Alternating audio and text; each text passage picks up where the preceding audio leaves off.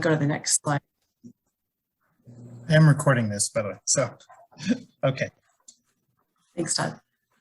Yeah, feel free to dive into that next slide, Todd. Thanks. Got it. So the History Colorado State Historical Fund's mission is to fund heritage preservation through tangible and highly visible projects throughout Colorado. We're based in Denver, Colorado at the History Colorado Center, but we do have a satellite office in Durango. With your virtual hands again, how many of you were a voting Coloradan in 1990? Anybody? Okay. Well, if you do meet anybody, thank you. Okay, great. So thanks to those of you who were voting in 1990, we have the State Historical Fund today. And you voted to use limited stakes gaming funds from the towns of Black Hawk, Cripple Creek, and Central City to provide money to historic preservation and archaeology statewide. So to date, we've awarded over $300 million, and we fund approximately $9 million a year for these programs. Okay, let's go to the next slide, Todd.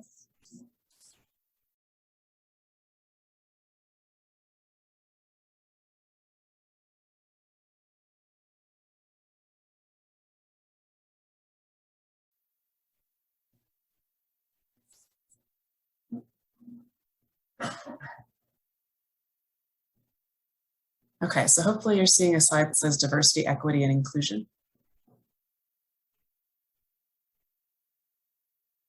Okay, so currently History Colorado is embracing our grounding virtues and really taking a self-retrospective look, introspective look about how we've approached in the past diversity, equity, inclusion, and how we can do better moving forward. So with the State Historical Fund, what we're doing is we're elevating up our projects, specifically projects that support Black, Indigenous, and people of color communities. And what you'll notice in our grants, for competitive grants, we have 10 additional points for those projects that have incorporated those communities within the planning, and that's directly go towards furthering those communities' historic preservation archaeology efforts. We're also increasing, have a new sliding scale for cash match for those projects that I'll be talking about a little bit more in the specific grant programs. So if you could jump to the next slide, Todd.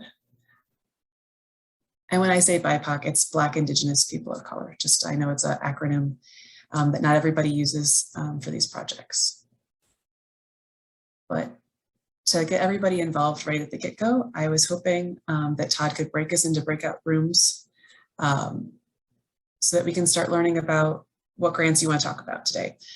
So we'll go into a small room and you can share if you'd like to. Don't feel pressure that you have to. But if you have a current grant project you have in mind, please share that with your group. If you have a dream grant project, if you had an unlimited budget and you wanted to rehouse your entire archaeology collection or create an immersive experience archaeology exhibit, for example. And then if time allows, who do you need on your team? What materials and spaces are you going to need? And how are you going to create your budget? Once we come back from the breakout session, we'll have about 5 minutes. We'll come back and we'll share if you'd like to about your project. Okay, I'm going to go ahead and set that up here. Hold on. Here we go.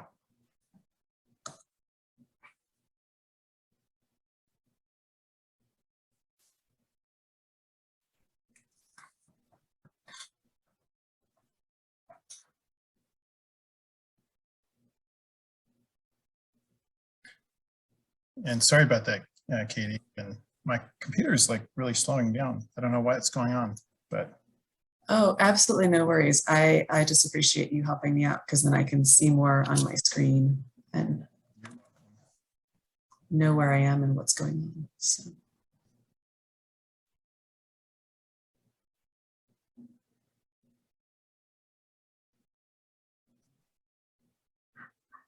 Okay, it's just you and me, I think. Okay. Thanks, Todd. Oh, Was I rushing too much or is that? No, please. Okay. That's correct. think I accidentally hit the pause share button when their first slide started. So that was why that happened. So. Oh, okay. Okay. Yeah, no worries. No worries. I'm going to hop into room 1 here. Okay, sounds good. I'll just stay right here. Okay, thanks, Todd. And then after about 5 minutes, if you want to just give them like a 30-second warning and bring them back. Okay, sounds good.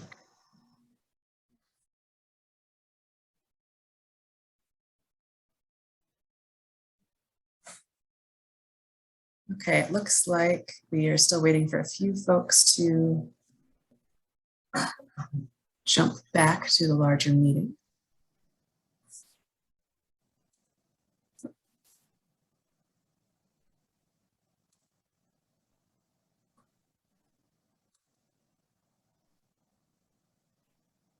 Great. So now that we're all back, would anybody like to share their project with everybody? We'll probably just have time for about maybe like up to 5. If anybody wants to share, or I know you've already been discussing it, so absolutely no pressure.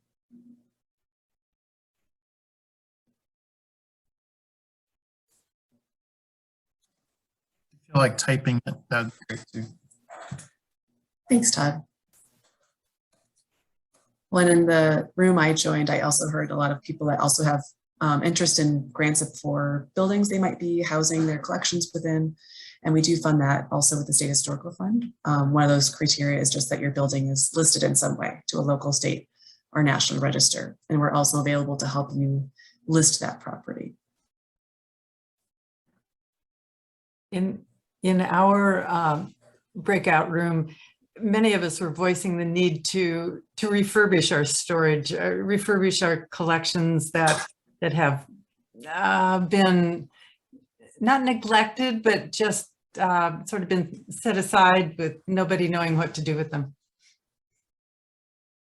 Great. And I think one of our case studies later on for our archaeological assessment might really touch on how to address that and how we can partner to do that.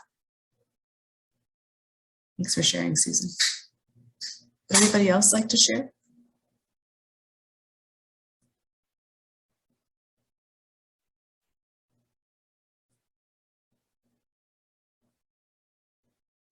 Okay.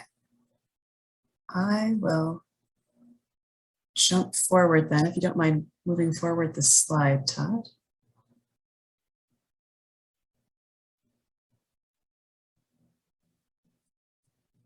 Okay, so I'm going to just go ahead and dive into our grant programs that you can use for archaeology grants. And this is a new grant program that we rolled out last January because we recognize that not everybody needs to do a large scale project. So this is our micro grant program. It funds anything that we fund for historic preservation and archaeology grants. So for your work, it could include interpretation, analysis, collection rehousing, scholarships, and or paid student internships are just some ideas. The deadline is rolling. You could apply any time of year. There's a maximum grant request from us for $5,000. And that means, for example, if you have a non-BIPOC project, the cash match is 50%. So you could have a $10,000 grant and we would pay half of that grant request. And for BIPOC projects, it's a 25% cash match. We do ask that BIPOC projects demonstrate that they're working with BIPOC communities by having a letter of support from a community member for that project. And this is a photo from one of our archaeological projects where they're doing documentation, but I included it because this has been used very frequently lately for signage. So signage about archaeological sites, but I could see it being used really easily for if you wanted to do a small exhibit wherever you are or in a local library about archaeology collections that you're holding. It's been used for that and I could see it being successful. So you don't mind jumping to the next slide, Todd? So our most common archaeology grant is the Archaeological Assessment Grant. And this has a rolling deadline. You can apply anytime. The maximum grant request that you can make to us is $15,000. And the cash match varies based on the private owner and BIPOC incorporation of the project. And you can see an image here. We paid for an archaeological assessment of the Western State University collections. And we did a complete box level inventory just so they could get a handle on what do they have here in their archaeological repository. And then they are able to use that to leverage to do other grants. So Paleocultural Resource Group also applied for an archaeological assessment. And this might be a good option for what Susan was talking about with a grant to take care of those collections that might have been a little forgotten. They applied to us to inventory, rehouse, and analyze the Fort Vasquez collection. Specifically, they had a researcher interested in glass trade beads.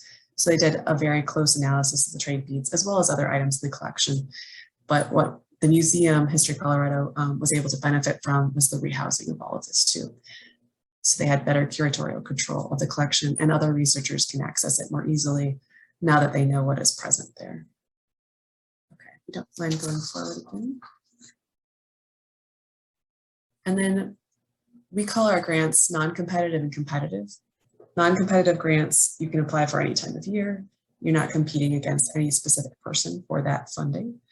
Our competitive grants are held on specific deadlines throughout the year, and you're competing with whoever applies at that time for a specific pool of money, which is why we call them competitive internally. And there's two types. There's this one, which is a mini grant, and that funds projects up to $50,000 from the State Historical Fund. And on top of that would be your cash match, or your project could be smaller.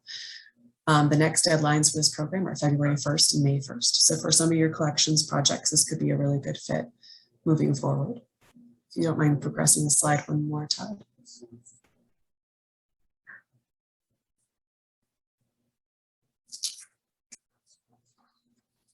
And then the larger grants we have are the general grants. And the next deadline will be the fall of 2022. And the maximum grant request is $250,000. If you don't mind progressing one more slide, I'll get into the cash match details for these grants. So for non-BIPOC projects, there's a 25% government or nonprofit owner cash match, 50% for private owners, and BIPOC projects have a 10% private owner cash match, 5% government or nonprofit owner, or 0% government or nonprofit owner with operating budget of less than $250,000. What I also want to highlight is who can actually apply for our grants. You're all eligible if you are a not governmental entity, so part of a city or county government, or the state, or if you are a nonprofit, so 501c3 organization. If for some reason it's a privately owned collection, you can apply, but you need to have a government or nonprofit owner apply on your behalf. And then following in our mission statement, your project has to have a very strong public benefit if the collection is privately owned. Okay, let's go forward one more. So let's really dive into how you can leverage all these different types of grants to accomplish a larger project. So the case study I wanted to talk about today and highlight was Colorado State University's Archaeological Repository. And I provided a handout to Todd, which he'll either be probably sending out after this talk to all of you that outlines this in more detail. But in 2018, we first met with the Archaeological Assessment Grant, the Archaeological Repository staff, and we walked through their collections and just listened and heard how could the State Historical Fund help their goals. And their goals were to improve collections management standards for archaeology collections that they were holding. And that includes rehousing the entire collection as well as creating upgrades to the storage space as needed.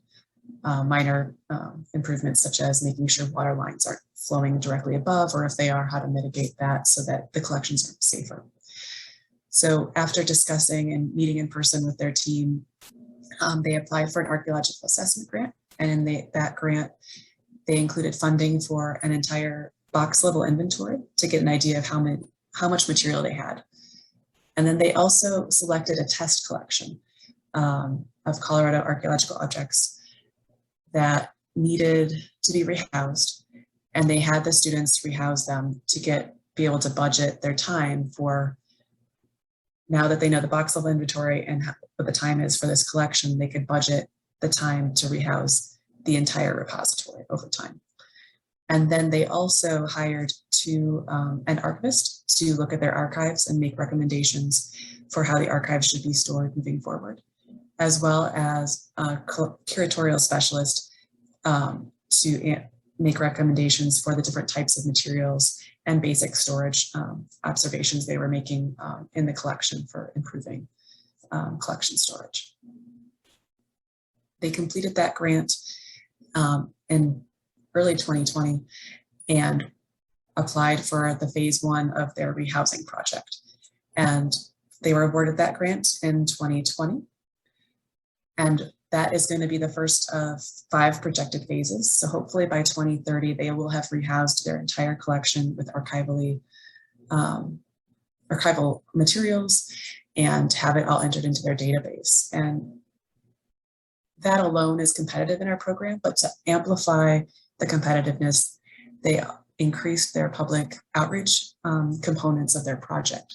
So you see a student featured here, and she's cataloging the artifact into their database, as well as doing the rehousing and retagging information as part of the project. But they are also incorporating a student-led exhibit about rehoused collections so that students on campus can learn about what's in the archaeological repository, which isn't always seen by the public, as well as giving students the opportunity to do that exhibit. There's also a student independent study where a student funding was included for a student to present to a local, an archaeological conference, and hopefully write a scholarly paper based on that research. So if you don't mind progressing one more slide, Todd. So this is just a slide that shoves the entire handout that Todd provided you with, but it gives you an idea of how you might be able to use multiple grants from us to really succeed in your project. And I could see this working also with our micro grants, which are smaller, but if you're at a smaller institution, you might already have $1,000 for archival materials, but really you need $2,000 to finish rehousing all of the materials. So you could leverage our money with a micro grant to help move forward your project. Okay, next slide, please. So the other project I wanted to talk about was one that we recently funded at the University of Colorado Boulder, and they're archiving their Yellow Jacket collection. And one thing to note is that the Yellow Jacket collection had previously been funded by the State Historical Fund many years ago, so that the actual collections are very well housed and in archival materials. But this is one of the final phases for this collection, where the archival documentation was all in file cabinets and slumping, as well as in binders, and not in the lovely gray board boxes you see there with archivist Will Gregg. So they are also leveraging student labor. So this is Natalie Patton pictured on the slide, and she's been working on all of helping to digitize this collection. So Yellow Jacket's located in Montezuma County, and it's one of the most extensively excavated archaeological sites in the country. They had 21 field seasons of data in this collection. So as you can imagine, archaeological methods for recording have changed over time, and they're trying to be able to really make this collection accessible internationally through online means. And so the archival plan included rehousing all of the materials from those binders and file cabinets to archival boxes, as well as rolling all the maps in appropriate materials, and then creating really detailed metadata so people searching for this collection online can access it, and then scanning individual pages of materials so that if you are looking for this collection and field notes from a specific site, you could pull that up from the comfort of your desk in Maine and be able to start your research. And I also, if you don't mind progressing to the next slide, Todd. Thank you. I also wanted to give a shout out to one of our archaeological assessment grant recipients. Received a state award yesterday for their archaeological assessment project on lithophones. So the Great Sand Dunes Friends of the Great Sand Dunes National Park applied and received a grant to analyze stone artifacts that they didn't know what the purpose was. And after a lot of research and gently tapping on the objects, they discovered that they were actually prehistoric rock instruments. And so they started doing a lot of analysis, and those instruments may be in your collections. And I believe their lead researcher, Marilyn Martirano, will be speaking with many of you next month for a part of Todd's series on curation. But I also want to drop my contact information in the chat. And I left plenty of time for questions, and I am happy to take questions from anyone. I apologize for me technically and challenging with this, but hopefully that all came across well. And you should have the link to the handout that Katie put together as well. Hopefully everyone can access that. If you cannot, let me know. Of course, we'll send that out to you as well separately.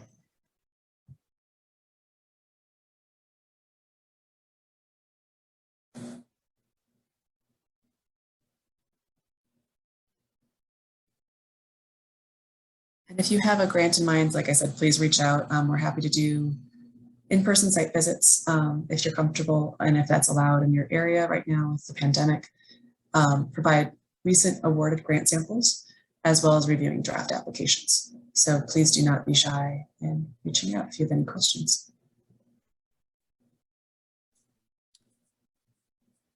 I know, Alex, earlier you had a great idea for an assessment. So maybe you've been able to already talk to Katie a little bit about that idea. But that's a perfect idea for an archaeological assessment, I would think. Yeah, we were able to connect about that. Yeah, thank you.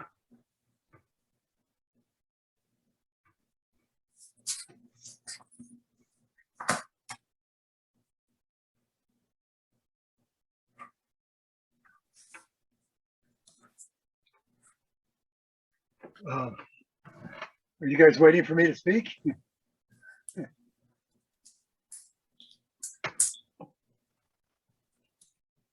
Andy, is that you? We'll just take a few more questions if anybody would like to talk a little bit about Stereostratigraphy yet. So any thoughts, questions?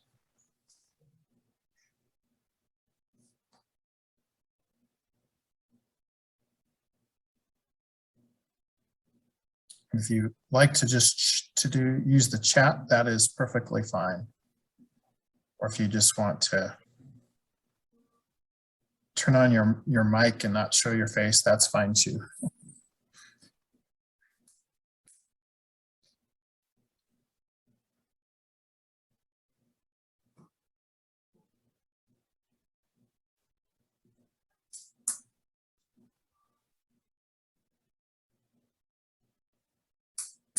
That's a really good question. I think if you look back through our Stephen Hart Award winners, the ones I'm really excited about that we funded, I tend to nominate. But one of the ones that came through recently that was pretty exciting was for the Ute Mountain Ute tribe, and it came through last year.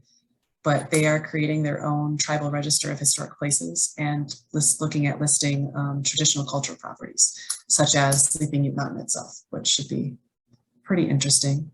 Another one that is comes to mind most recently that was awarded. Actually, we've had a landmark number of archaeological assessments. This grants come through this year. I think a lot of people that have been thinking about grants for a long time applied during COVID because they had time to do so. But there's been a number of grants that should be really interesting. There's the town of Seelick, which is a town site outside of Denver, and they're surveying that area just to see what is there as they're writing their National Register nomination. And there's also been a couple of collaborations with the Nature Conservancy for one, as well as another like privately owned property, working with people to document it and preserve it and maintain it as private, which should be really interesting to see how that moves forward. As far as collections work, we had a lot of collections grants before the pandemic, and I think that kind of slowed down as everyone redirected to how to work with their audiences. But I'm hopeful that all of you have wonderful projects to learn more about moving forward.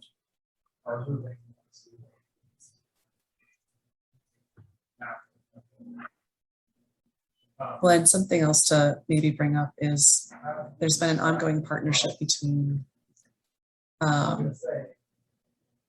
Gilligan County Historical Society and different researchers. So that's another way museums can maybe further research and exhibits in their local area, is having those partnerships in place so that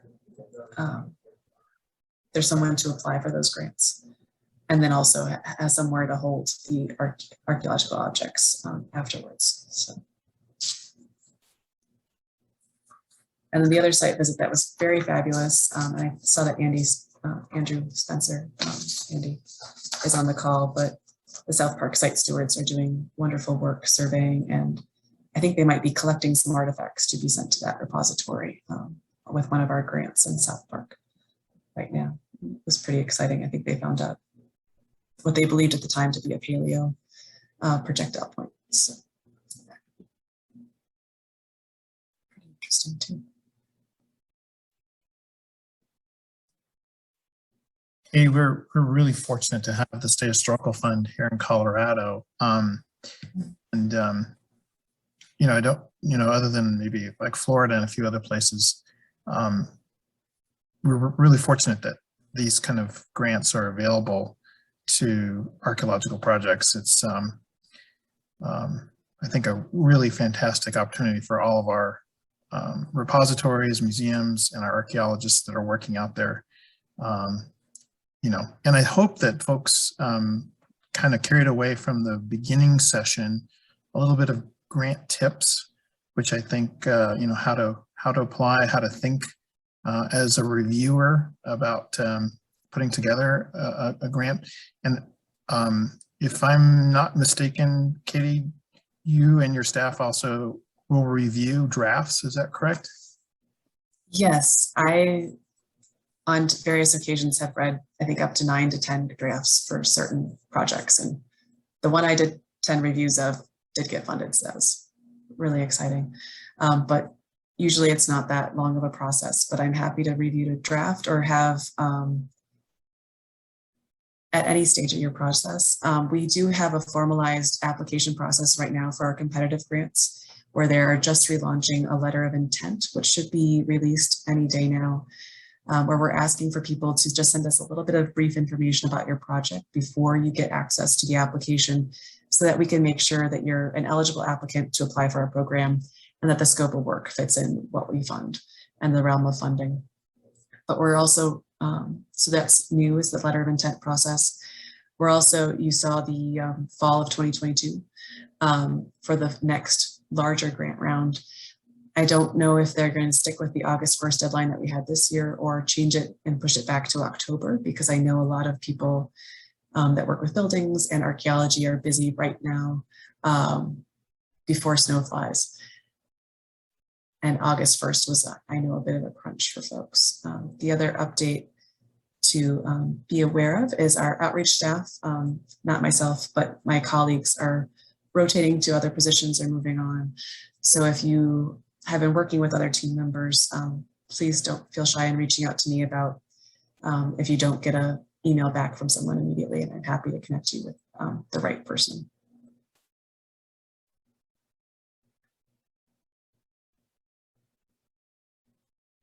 But I think the most useful part of applying for a grant is really reaching out and talking to your funder if they're open to that, because we can let you know what our reviewers really like to see in our grant processes, and or a way to frame something in a way that would be more successful through the review process. And I've firsthand seen that really make an impact for people looking for funding. Absolutely.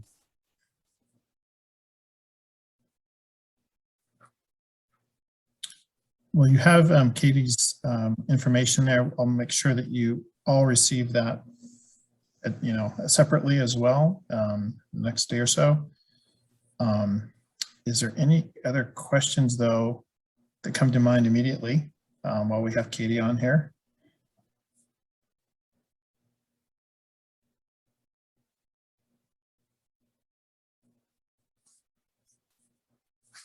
I think you covered it very well, Katie. I really appreciate your taking the time.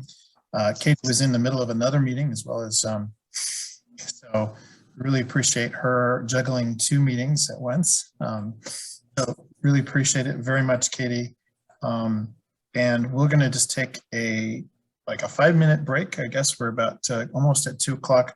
We will begin sharply at 2 o'clock with our virtual tour of one of our newest, I'd say, repositories, in the sense that there's a newer space for it within the last couple of years.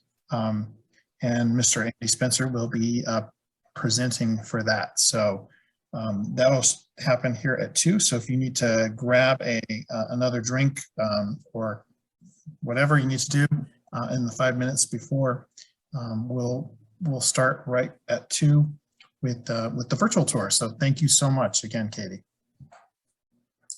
Have fun.